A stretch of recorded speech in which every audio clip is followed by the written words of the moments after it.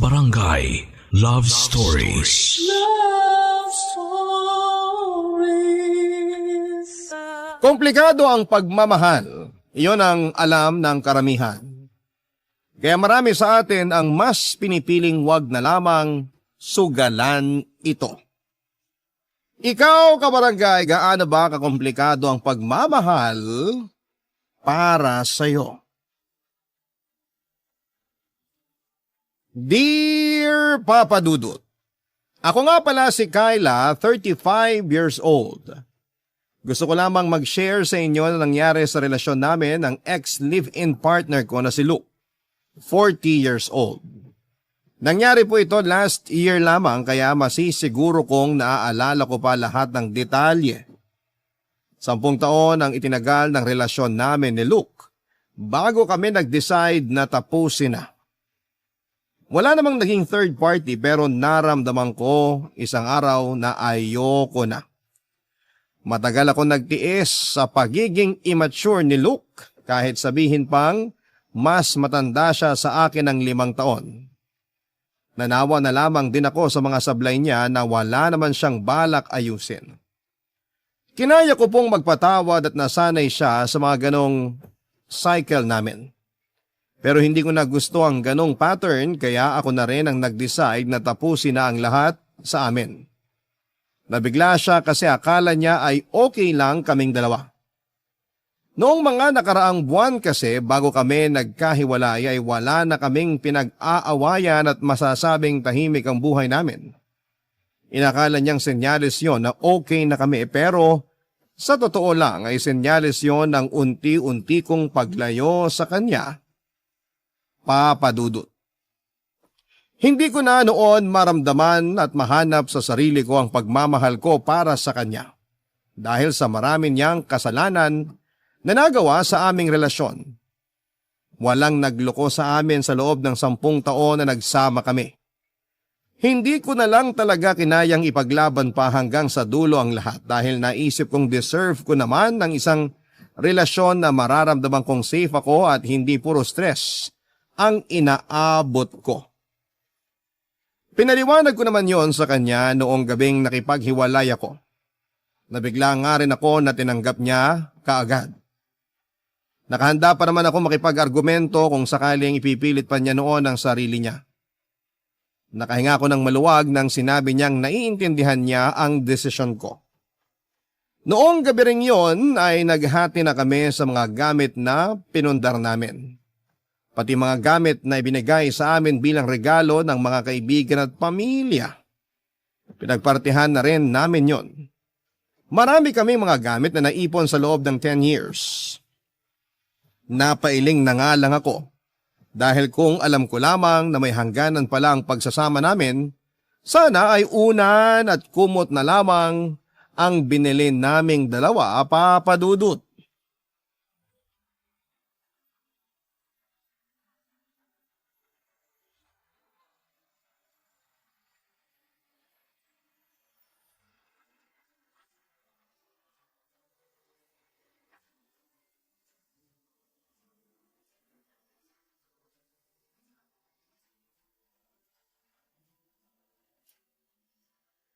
O paano tong vase na bigay ng tita Odette mo sa atin? Kanino to mapupunta? Itapon mo na lang sa basurahan yan. Grabe ka naman. Nag-effort ang tita Odette mo para ibigay sa atin to. Wedding gift nga raw niya sa atin, di ba? Akala niya dahil nagsasama tayo sa iisang bahay, kasal na tayo agad. Di ba nga nung nalaman niyang hindi tayo kasal, ang dami niyang nilabas na Bible verses para makonsensya daw tayo kasi nag-live-in tayo nang hindi pa tayo kasal. Ang haba muna ng naging litanya niya bago niya inabot sa atin tong vase. Kaya kung ako sa'yo, para wala na magpaalala ng moment na yun, itapon mo na yan. Hindi ko nga alam kung bakit tinago mo pa yan eh. Lagi mo nga nirereklamo noon na hindi match ang kulay ng vase na yan sa pader at kisame natin. Nagamit ko naman kasi tong vase nung may tumutulo sa kisame natin sa kusina. Kaya pala di mo pinamigay o tinapon.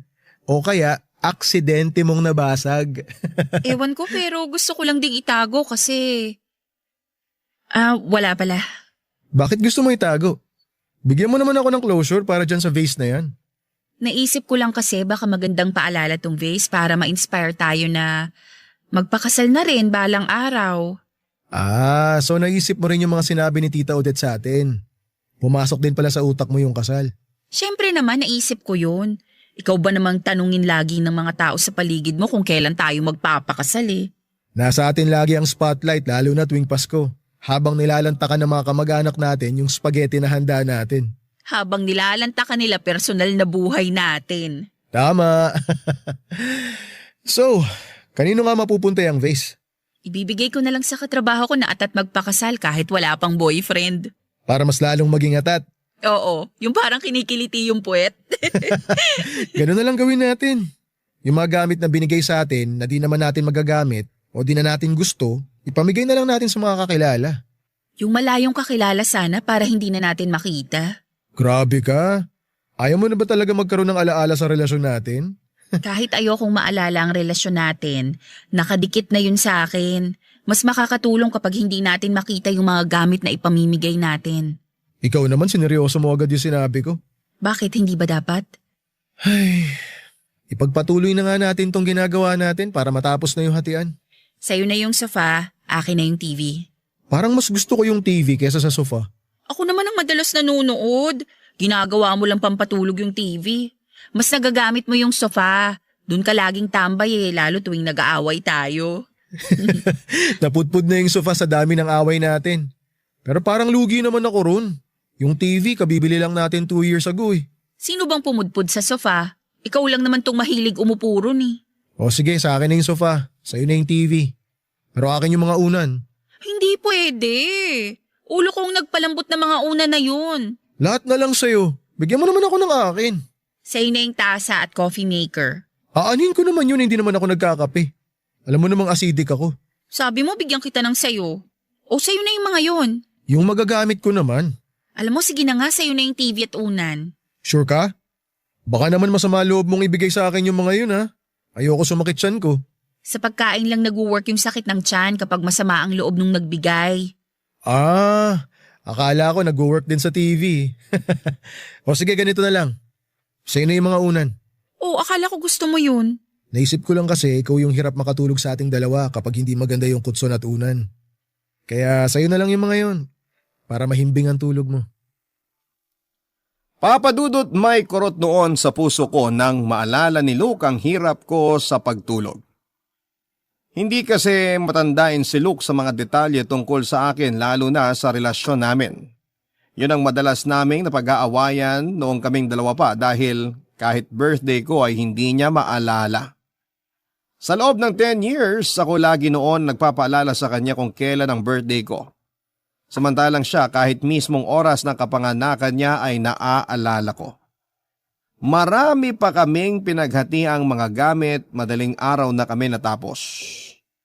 Alanganin pa akong itanong noon sa kanya kung gusto niyang magpalipas na lamang ng gabi sa bahay o itutuloy niya ang planong makitira muna sa kanyang kapatid. Hanggang sa siya na mismo ang nagpaalam. Tinulungan ko siya sa pag-iimpake ng mga damit niya. Sa 10 years kasi namin, ako ang laging nag-iimpake ng mga damit niya dahil hindi raw niya kaya. Kaya sa huling beses, pinag-impake ko pa rin siya. Hindi ko alam kung dinadaya lamang ako ng paningin ko pero parang nakita ko na naluluha siya habang sinasara ko ang mga maleta niya. Pagkatapos ay tinulungan ko rin siyang ibaba ang mga maleta niya. Nabigatan ako sa mga maleta kahit magagaan lang naman ang mga damit niya. Siguro'y dahil kahit papaano ay mabigat pa rin sa akin ang pag-alis niya. 1 dekada naman kasi kaming nagsama. Normal lang siguro na malungkot kahit ako yung unang nagpaalam. Hinatid ko siya hanggang sa labas ng bahay at nakakuha naman siya kaagad ng taxi at agad ding sumakay. Hinintay ko na makalayo ang taxi bago ako pumasok sa bahay. Noon ay nanibago ako, Papa Dudut. Naging tahimik bigla ang paligid pero hindi ko naramdamang malungkot o mag-isa ko. Siguro'y dahil matagal ko nang hinihintay ang pagkakataon na yon. Nagtimpla ko ng kape at pumasok ng kwarto, naupo ako sa gilid ng kama habang nagkakape. Nilibot ko ang mga mata ko sa paligid ng kwarto namin ni Luke. Biglaan talaga ang katahimikan pero nagustuhan ko yon hanggang sa marinig ko na lamang ang malalakas na katok sa pintuan. Nagmamadali akong buwaba para malaman kung sino yon at nang buksan ko ang pintuan ay tumambad sa akin si Luke at ang mga maleta niya.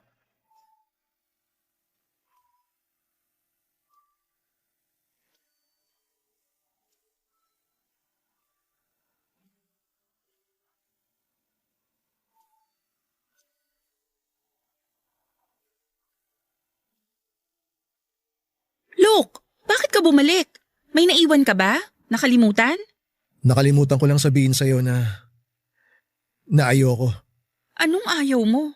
Ayoko matapos tayo. Luke, napag-usapan na natin to, di ba?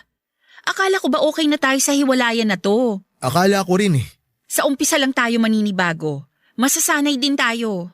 Ikaw nga parang hindi ka naman nanibago. Wala pa ata ako 1 oras na nawawala pero sanay ka nang wala ako. Saan naman ang galing yan? Sa puso ko. Nararamdaman ko, Kayla. Ayos lang sa'yo na itapon ng lahat samantalang ako, heto. Nilunok ko yung pride ko at bumalik ako sa'yo. Wala akong sinabing bumalik ka. Pero yun ang gusto kong mangyari. At natanong mo ba kung parehas tayo ng gusto? Sa bagay, ikaw naman tong bumitaw. Bakit nga naman pipiliin mong bumalik nakatakas ka na nga sa akin? Akala mo ba madali para sa akin to? Bakit, hindi ba? Halata namang nadalian ka. Hindi porket ako ang tumapos, hindi ako nasasaktan. Talaga ba? Parang ang saya mo pa nga eh. 10 taon tayo, Luke. Ano bang inaasahan mo? Sa tingin mo ganun kadalito para sa akin? Ano sa tingin mong mararamdaman ko sa tuwing uuwi ako mag-isa rito sa mga susunod na araw? Ano sa tingin mong mararamdaman ko kapag tumingin ako sa dating pwesto mo sa kama tapos wala ka ron? Ano?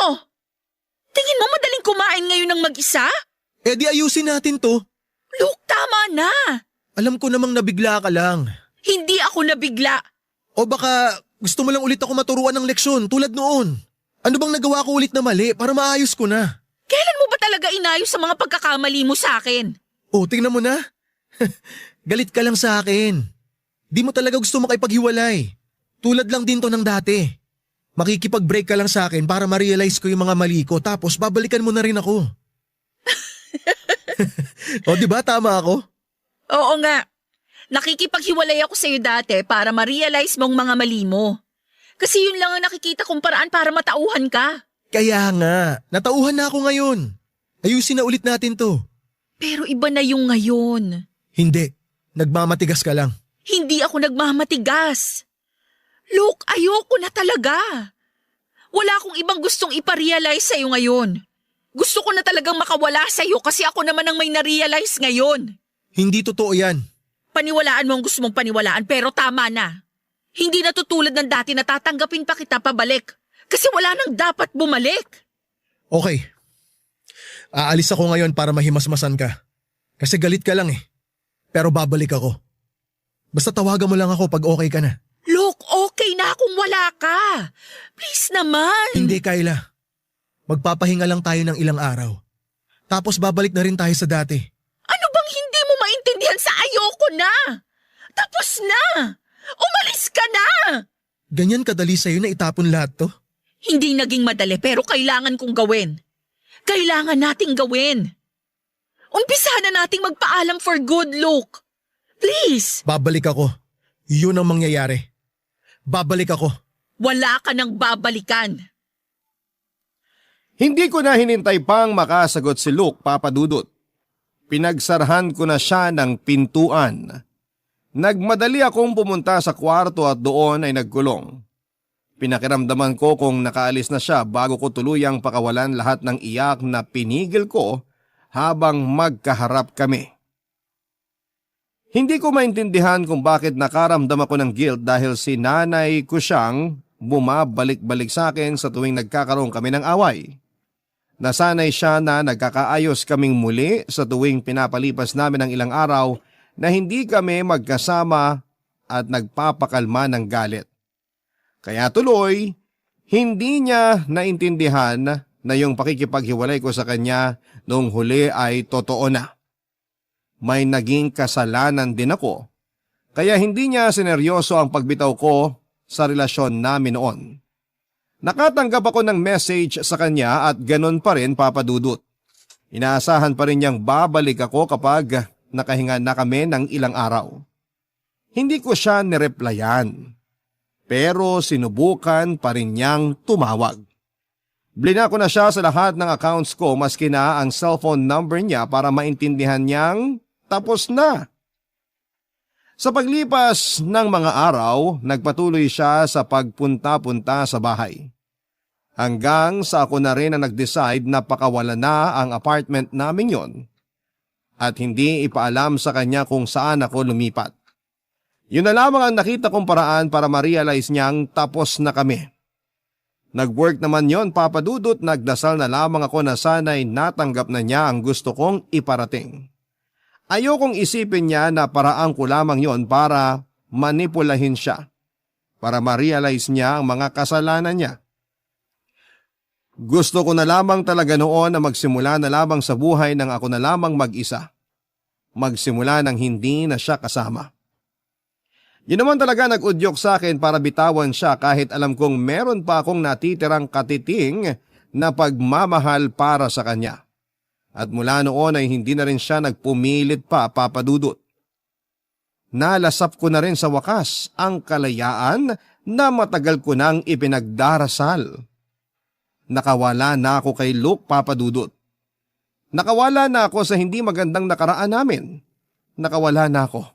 Iyon ang matagal kong hiniling at napakasarap pala sa pakiramdam kapag nasa palad mo na ang lahat ng yon. Para bang ayaw mo na ulit pakawalan yon. Kahit na kailan. Barangay Love Stories. Barangay Love Stories. Makalipas ang ilang buwan, naka-move on na rin ako sa hiwalayan namin ni Luke. At ramdam kong ganon din siya. Hindi na kami nagkaroon ng chance na magkita o magkausap pa. Sa palagay ko ay natanggap na rin niya ng tuluyan ang nangyari sa relasyon naming dalawa. Sa simula ng hiwalayan namin ni Luke ay sinikap kong makabawi sa sarili ko. Binili ko ang mga bagay na dati ay pinagkait ko sa sarili ko dahil kailangan kong unahin si Luke.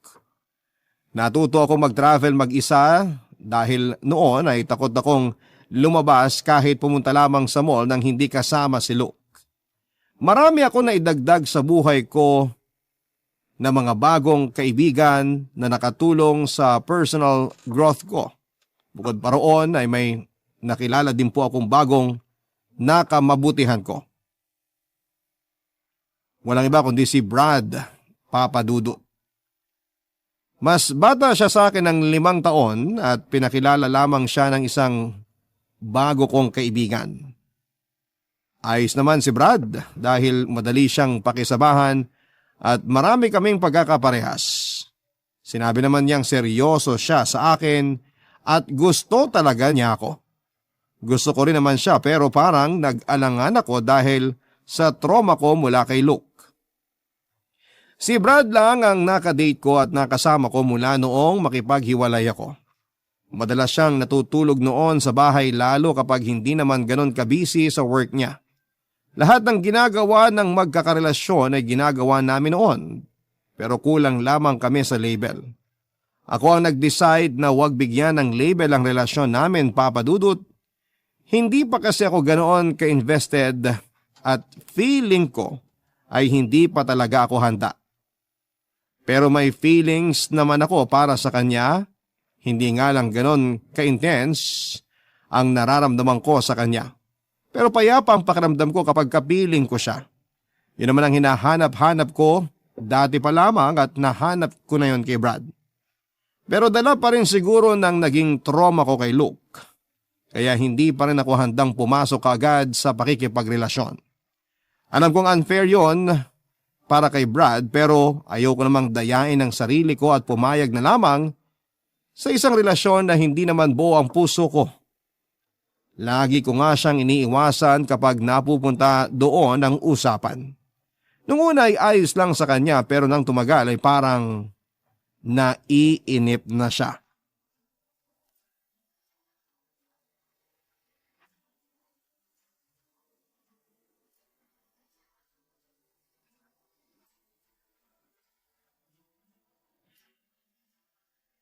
Ready for round 2? Teka lang, hinihingal pa ako. Habulin mo na lang yung hingal mo habang round 2 tayo. Dali na, may work ka pa mamaya. Ayun nga eh, may work pa ako mamaya. Kung magra-round 2 tayo, lantang gulay na ako sa office. Ako na lang gagalaw. Uy, hindi na. Pahinga muna tayo. Andito naman ako buong weekend. Babawi na lang ako. Ngayon ka na bumawi habang may lakas ako. Ako kasi yung walang lakas ngayon. Cuddle na lang tayo. Cuddle? Wala naman ako mapapala sa cuddle. Grabe naman to. O sige na, pero pengin mo ng 15 minutes para makabuelo. Hinga lang ako saglit. O sige, yosi muna ako sa labas. Huwag na. Para nga makapagpahinga ka. Dito ka lang sa tabi ko. Makakapahinga naman ako na nandito ka. Ang dami namang arte nito.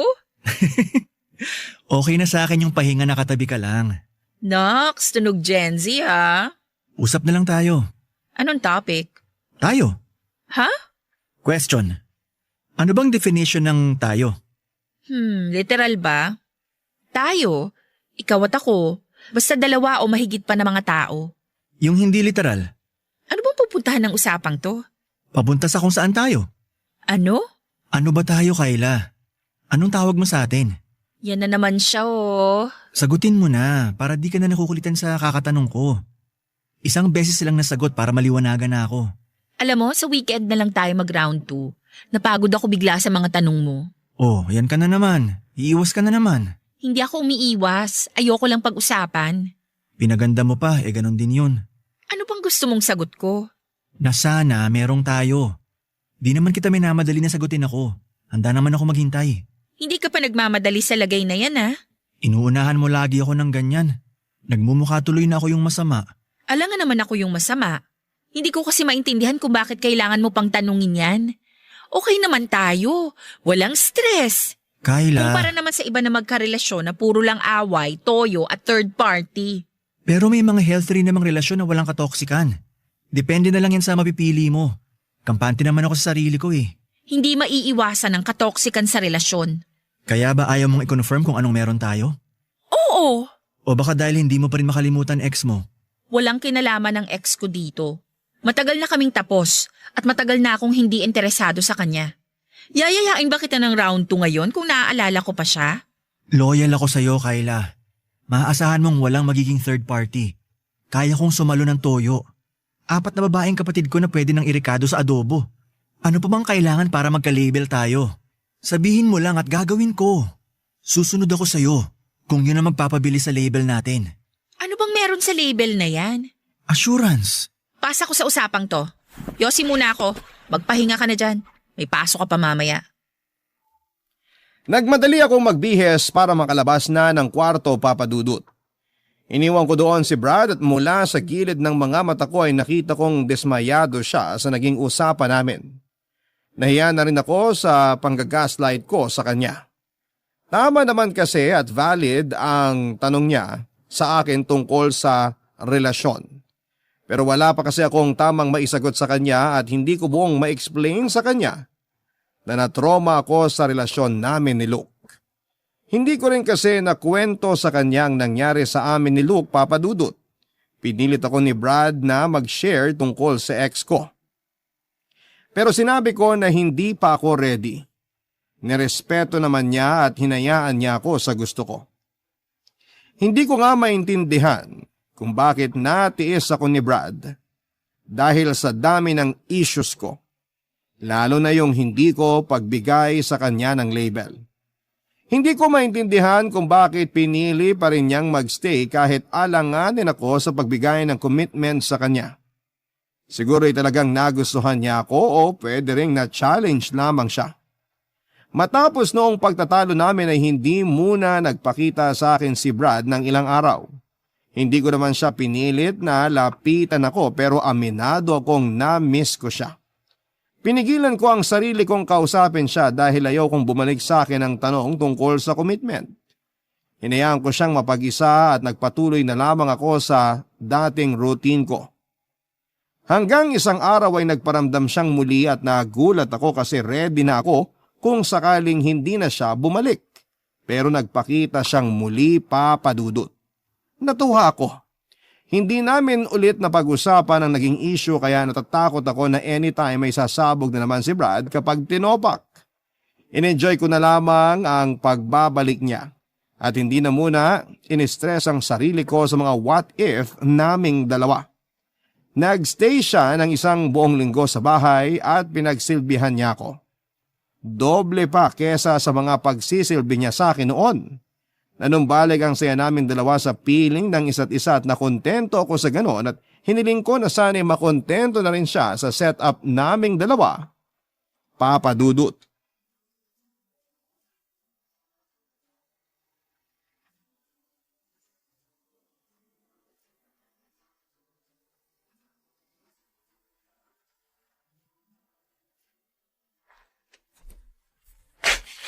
Ano yung naaamoy ko mula sa kwarto?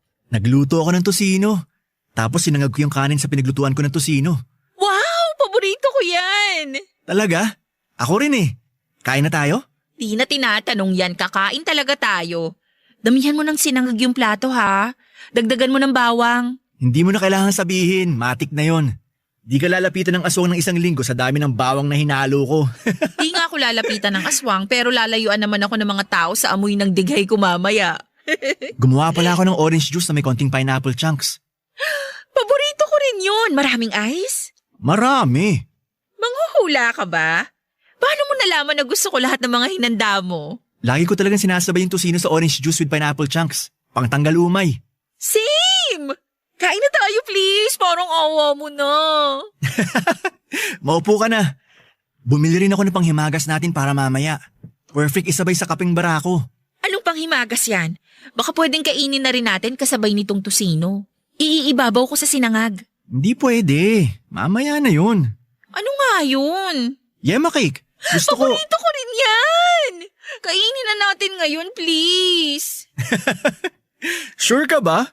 Baka mawalan ka ng gana sa tosino. Hay nako, hindi mo talaga ako ganun kakilala. Pinagsasabay ko lahat ng kinakain ko. Hindi pwedeng ihuli ang dessert. Baka magtampo. Grabe namang paniniwala yan. Teka, kunin ko lang sa ref. Thank you. Oo nga pala. Okay lang ba kung magluto ako ng sinigang mamayang gabi? Sinigang na bango sa baboy. Baboy sana. Parang masarap magsabaw mamaya sa hapunan. Eto na yung yema cake. Thank you. Alam mo, konti na lang aampunin na kita rito sa bahay. Gusto mo rin ba ng masabaw na hapunan mamaya? Meron ka pa bang ibang sabaw dyan na nakatago? Huy, ano ba? Baka marinig ka nitong mga tosino. Mag-walk out to. Ulam ang sinasabi ko. Ano bang iniisip mo? Akala ko kasi. Pero alam mo, parang nawala yung gutom ko. Oh, bakit? Parang gusto ko munang humiga sa kama. Gusto mo rin ba? Nakakatukso naman yung sinasabi mo. Pero paano tong tosino? Pwede namang initin yan mamaya. Tayo na lang munang magpainit sa kwarto. Akala ko ba hihiga lang tayo? Bakit biglang may pa-bonus round? Sabi ko nga sa'yo, gusto ko pinagsasabay lahat para walang magtampo. Hindi naman ako dessert para magtampo. Kung sakali mang magtampo ka, kaya namang kitang suyuin sa paraang magugustuhan mo. Grabing epekto sa'yo ng tosino. Halika na nga sa kama. Kailangan na nating mahiga at mainitan. At mapagpawisan. Naging mainit ang nangyari sa amin ni Brad noong umagang yon, Papa Dudut. Kumpara sa lahat ng mga nangyari sa amin ni Brad ay mas nasatisfy ako noong araw na yon. Hindi ko alam pero nahanap ni Brad ang lahat ng parte ng katawan ko na kailangan ko ng ekstrang kiliti. Aminin ko noon na sa mga unang encounter namin ni Brad ay hindi ako satisfied. Parang may kulang lagi. Hindi ko naman syempre sinabi sa kanya dahil baka ma-offend siya. Kaya nga lagi ako nagre-request noon ng round 2 dahil lagi akong bitin sa kanya. Pero ibang nangyari noon, ibang Brad ang naramdaman ko. Hindi ko maintindihan kung bakit bigla na lamang niyang ginalingan. Hindi na tuloy ako huminga or humingi pa ng second round dahil nakontento na ako sa una. Nakatulog na nga lang ako dahil sa sobrang pagod. Nagising na lamang kami makalipas ang isang oras na mag-ayakap na akala mo'y nasa isang honeymoon. Yun ang unang beses na niyakap ko siya dahil hindi ko talaga gustong magpakadel sa kanya noon. Pero after naming mag-ano ng time na yon ay parang nagbago ang lahat. Hindi ko alam pero nadala din siguro ako marahil ng mga ginagawang effort ni Brad. Lalo na yung pagluluto niya para sa akin. Kaya naging ganun ka-intense ang love making namin. Namiss ko kasi yon dahil minsan ay ginawa na sa akin lahat yon ni Luke. Oo, Papa Dudut. Lahat ng mga ginawa ni Brad sa akin ay nagawa na ni Luke noong kami pa. Kaya hindi ko maiwasang maalala si Luke dahil sa mga yon. Nakaramdam ako ng lungkot dahil naalala ko ang nakaraan namin ni Luke dahil sa mga ginagawang effort ni Brad. Parehas na parehas kasi sila ng mga ginagawa para ma-inlove ako sa kanila. Kaya natakot ako na baka mahulog na rin ako ng tuluyan kay Brad kung magpapatuloy siya sa mga ganong klase ng effort. Yun pa naman ang mga kahinaan ko. Lalo na yung paghahanda ng mga pagkain at performance. Napaisip ako. Baka bigla kong maibigay kay Brad yung label na gusto niya. Pero may parte pa rin noon ng puso ko na umaatras. Kahit panalo na ang tusino at performance niya, nang kaming dalawa lamang ang magkasama. Barangay Love Stories. Barangay Love Stories. Nagpatuloy si Brad sa mga effort niya para sa akin. Lagi niya akong inaaya noon na mag-date sa mga park at iyon kasi ang nakahiligan ko. Yung maglakad-lakad sa park habang kumakain ng ice cream at ng isaw. Nasiyahan ako kasi marami pala talaga kaming pagkakapareho. Nagbaligsahan pa nga kami sa pagkain ng isaw. Grabe ang saya ko noon sa feeling ni Brad at pakiramdam ko ay konting tulak pa ay mai-inlove na ako ng tuluyan sa kanya. Yun naman ang kinakatakot ko kasi hindi pa ako handang magmahal muli. Wala pa kasi kaming 1 taong hiwalay ni Luke noon, kaya pakiramdam ko nag-cheat ako sa kanya. Wala naman akong feelings kay Luke noon, yun naman ang sigurado ako, pero hindi pa ako handa na ma-inlove muli. Masyado akong naging masaya sa pagmamahal ko sa sarili ko noong mga buwang naghiwalay na kami ni Luke, kaya naging selfish ako na huwag ibigay muna sa ibang pagmamahal ko. Sa loob ba naman kasi ng 10 taon na mas inuna kong mahalin ng iba kesa sa sarili ko ay maintindihan niyo ko kung bakit binakuran ko na ang puso ko. Nahiya nga ako kay Brad dahil hindi niya deserve na bitinin pagdating sa relasyon. Swerte na nga akong matatawag dahil merong isang katulad noon ni Brad na handa akong mahalin ng buo at walang kondisyon. At dahil doon ay nag-overthink na naman ako. Kapag pinalalim ko pa ang nararamdaman ni Brad para sa akin ay mahihirapan na siyang makawala pa sa pangarap na maging kami. Natakot ako na baka ang maging resulta noon ay pagkamuhin niya sa akin. Kaya naman bago pa kami mahulog ng tuluyan sa isa't isa ay iniwasan ko na siya. Lagi na lamang ako nagdadahilan noon na hindi ako pwede sa tuwing nakikipagkita siya. Hindi na rin po ako nagre-reply sa mga messages niya kapag nangungulit siyang kumustahin ako. Hindi ko kasi direktang masabi sa kanya ang totoo pero hiniling ko na sana'y makaramdam siya na para rin sa kanya yung ginagawa ko. Kaya lang sa pag-iwas ko noon sa kanya ay mas lalo siyang nagpumilit na lapitan ako. Mas lalo kong naudyukan ang nararamdaman niya para sa akin. Mas lalo siyang nagtanong at mas lalo siyang ginanahang komprontahin ako, Papa Dudut.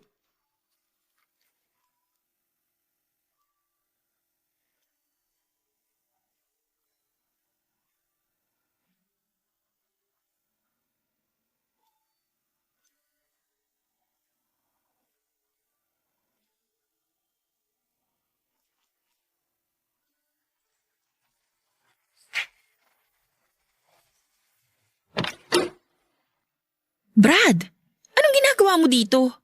Nagulat ka ba? Malamang. Wala kang pasabi na pupunta ka rito sa bahay. Anong inaasahan mo? Inaasahan ko makakaisip ka ulit ng dahilan para pagtakpan ng kasinungalingan mo. Brad, please. Sinabi mo sa akin na out of town ka, kaya di ako pwedeng pumunta rito sa bahay mo. Oh, anong ipapalusot mo ngayon? Sumama ang pakiramdam ko kaya hindi ako natuloy. Please naman, Kyla. Pagod na ako sa mga dahilan mo. Yun naman ang gusto ko eh. Mapagod ka na para tama na. Ang labo! Ang ayos natin noong nakaraan. Ang saya mo nakasama ako. Tapos bigla ka nalang iiwas? Ano bang ginawa ko sa'yo? Wala. Umalis ka na. Gusto ko nang magpahinga. Hindi ako aalis hanggat di mo sinasabi sa akin ng totoo. Wala kang mapapala sa akin. Hindi ako sasagot. Ang hirap mong mahalin, Kyla. Ang hirap. Alam ko. Kaya nga dapat umiwas ka na eh. Hindi ko alam kung bakit humahabol-habol ka pa rin. Alam mo naman pala na mahirap ako mahalin. Kasi mahal na talaga kita. Hindi mo ba yun makita? Di mo ba nakikita lahat ng effort na ginagawa ko para sa'yo? Hindi ko sinabing mag-effort ka para sa akin. Huwag mo akong sisihin kasi ikaw ang may gustong mag-effort. Kasi gusto kong maging masaya ka, kaya ako ginawa lahat yun. Masama pa rin ba ang dating nun sa'yo? Masama kasi hindi ko naman sinabing gawin mo. Tapos ngayon isusumbat mo sa akin yan? Hindi ako nanunumbat. Gusto ko lang makita mo kung gaano kita kamahal. Ang hirap mo namang makaramdam. Para kang bato. Kung alam mo lang ang pinagdaanan ko, maiintindihan mo kung bakit ako naging ganito. Alam ko kung bakit ka ganyan. Hindi mo alam. Walang nakakaalam.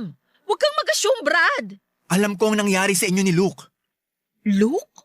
Sorry. Anong alam mo tungkol kay Luke? Kyla, Anong alam mo tungkol kay Luke? nakilala ko siya dati. Katrabaho siya ng kapatid ko. Brad, sabihin mo sa akin lahat. Sabihin mo lahat. Hindi na. Next time na lang natin pag-usapan. Hindi! Sabihin mo ngayon! Nalaman niya na nagde-date tayo. Nagkataong nagkita kasi kami minsan. Nabigla siya nung una, pero sabi niya okay lang daw. Kasi deserve mo naman daw na magmahal ulit. Tapos after nung away natin nung nakaraan, nakipagkita ulit ako sa kanya. Ano tong ginawa mo, Brad? Bakit kailangan mo pang isali si Luke dito? Desperado na ako noon, Kyla. Intindihin mo naman. Hindi kita mabasa eh. Wala akong alam sa'yo. Hindi ko alam ang gagawin ko para mahalin mo rin ako. At kay Luke ka lumapit para manipulahin ako?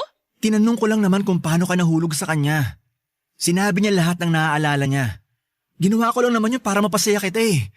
Kyla, I'm sorry. Isasara ko na tong pinto. Umalis ka na. Kyla, please. Umalis ka na!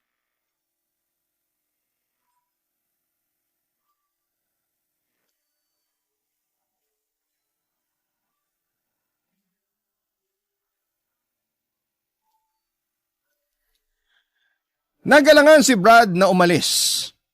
Kahit na pinipigilan niya ang pagsara ko ng pinto, pinagtutulakan ko siya paalis para maisarado ko na ang pinto ko. Pabagsak kong sinarado ang pinto at wala akong pakinoon kung maipit man ang mga daliri niya at maputol. Kulang pa nga ang pagbalibag ko ng pinto para maramdaman niya ang galit ko sa ginawa niya, Papa Dudut. Naupo na lamang ako sa sahig matapos kong gawin yon. Nanghina ako dahil sa mga nalaman ko, Papa Dudut, at wala akong ibang nagawa kundi ang umiyak na lamang. Para akong niloko sa mga nangyari. Ganon kabigat noon sa pakiramdam ang mga nangyari sa akin.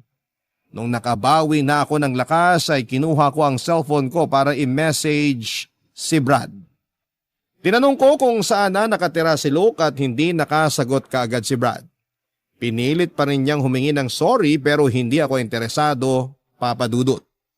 Pinilit ko siyang ibigay ang address ni Luke at ibinigay naman niya. Sinubukang tumawag ni Brad sa akin para mag-explain pero blinak ko na siya kaagad. Hindi ko pa siya kayang kausapin noon dahil sa mga nangyari. Hirap akong magpatawad sa mga taong niloloko ako, Papa Dudut. Kaya hindi ko talaga alam kung kaya ko na silang patawaring dalawa ni Luke sa mga ginawa nila sa akin. Kinagabihan ay pinuntahan ko na ang address ni Luke. Mabilis lamang ako nakarating doon dahil walang traffic. Hindi pa ako handa noon sa mga sasabihin ko sa kanya oras na makaharap ko siya dahil nagulo ng emosyon ko ang utak ko. Ang sabi ko sa sarili ko ay bahala na. Pinindot ko ang doorbell sa bahay ni Luke at natagalan siya bago ako mapagbuksan ng pintuan. Pagkabukas niya ng pintuan ay nagulat siya nang makita ko. Blanko lang noon ang mukha ko pero basang-basa ko ang itsura niya. Alam kong alam na niya ang dahilan ng pagpunta ko doon sa kanya. Hindi nga niya alam kung ano ang uunahin noon, ang papasukin ba ako o kumustahin. Hanggang sa ako na lamang ang nag-decide na pumasok na lamang basta sa bahay niya kahit na walang paanyaya. Hinayaan naman niya ako dahil hindi rin siya makapagdesisyon kung ano ba ang gagawin sa sitwasyon namin. Hindi agad siya nakaalis sa kinakatayuan niya. Kung hindi ko pa siya sinabihan na isarado ang pinto ay baka napermi na lamang siyang nakatayo doon. Papa Dudut.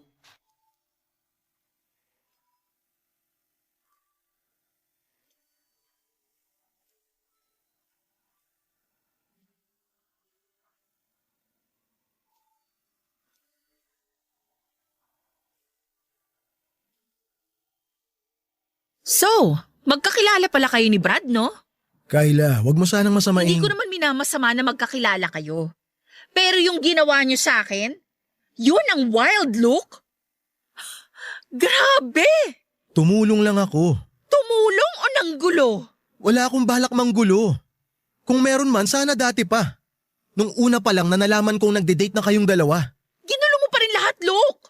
Bakit kailangan mong turuan si Brad na manipulahin ako? Hindi naman pang mamanipula yun eh. Grabe ka naman. Ikaw ang grabe. Tapos na ang parte mo sa buhay ko. Bakit kailangan bumalik ka pa at magpaka-coach kay Brad? Basketball game ba ako? Sorry kung minasama mo yung ginawa kong pagtulong kay Brad. Pero maniwala ka, gusto ko lang tumulong. Hindi mo man lang ba naisip kung gaano ka-weird yung ginawa nyo? Hindi naman yun ang intensyon eh. Pero kung sakali mang hindi ka komportable sa ginawa namin, sorry talaga. Mula sa paborito kong tosino, tambayan na park, hanggang sa kama, tinuro mo lahat sa kanya. Gusto ka lang niyang makilala at mapasaya. Kung ako yung nasa sitwasyon niya, baka ganun din yung ginawa ko. Ang dapat na ginawa mo, umiwas ka. Hindi ka na sana sumausaw pa sa nangyayari. Gusto ko lang din namang makita kang masaya ulit. Ganun na ba ako kalungkot sa paningin yung dalawa? Na kailangan nyo pang magsanib puwersa para iahon ako sa naiisip nyong kalungkutan ko? Hindi naman sa ganun. Nung nilapitan ako ni Brad, alanganin din naman akong tumulong. Alanganing makialam, hindi tumulong. Okay, edi makialam. Ay, kaya lang nung nagkwento na siya tungkol sa'yo, kung paano ka laging natatakot kapag napapalapit na kayo sa isa't isa. Pakiramdam ko may kinalaman ako dun eh. Pakiramdam ko may kinalaman yung relasyon natin dun. Wala kang alam, Luke. Huwag kang magmarunong na akala mo alam mo lahat ng nangyayari sa buhay ko. Matagal kitang nakasama, Kayla. Pero hindi sapat yun para makilala mo ako talaga. Lagi mo kang nakakalimutan ng birthday ko. Tapos ngayon bida-bida ka kay Brad para alalahanin lahat ng gusto ko? Inalala ko lahat ng alam kong nagpasaya sa'yo nung magkasama pa tayo. Huwag mo naman sanang masamain yun. Minasama ko yun kasi pang mamanipula ang ginawa niyo sa akin. Siguro para sa'yo pang mamanipula yun. Pero para sa akin hindi ganun eh. Oo, makakalimutin ako sa mga espesyal na araw ng buhay mo pati na rin sa mga espesyal na araw ng relasyon natin. Pero hindi ko nakalimutan yung mga bagay na mas importante kaysa sa mga yun. Kalokohan. Alam ko na takot ka sa mga antik na bintana at salamin. Tuwing may nakikita tayong ganun, lagi kang tumatakbo. Kasi sabi mo naging panakot sa iyo ng lola mo. Ayaw mo ng mga pelikulang may namamatay na aso. Nagagalit ka sa akin kapag hindi ko agad inalam na merong asong mapapahamak sa movie o sa series na pinapanood natin. Ang babaw ah. Mababaw siguro para sa'yo. Pero tinandaan ko lahat yun mula noon hanggang ngayon. Para ano? Para isumbat sa akin sa tamang panahon? Ito na ba yung panahon na yon? Tinandaan ko kahit maliliit o mabababaw na bagay tungkol sa'yo. Kasi sa ganung paraan ako nakakabawi pag may malalaki akong pagkukulang sa'yo eh. Pasensya na kung hindi ko yun nakita ha.